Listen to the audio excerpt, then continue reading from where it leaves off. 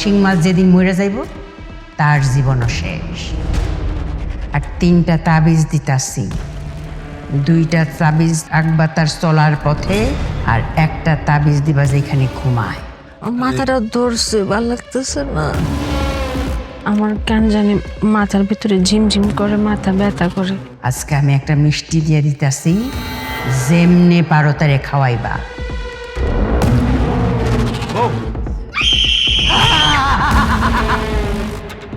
বউ, মাথা এরকম করতেছো কেন?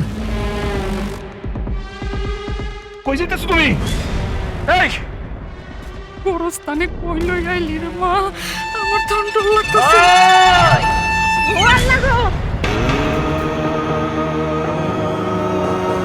কুফরি অনেক আগেও ছিল, কুফরি এখনো আছে, কুফরি সারা জীবন থাকবো যতদিন শয়তান বাচ্চা আছে।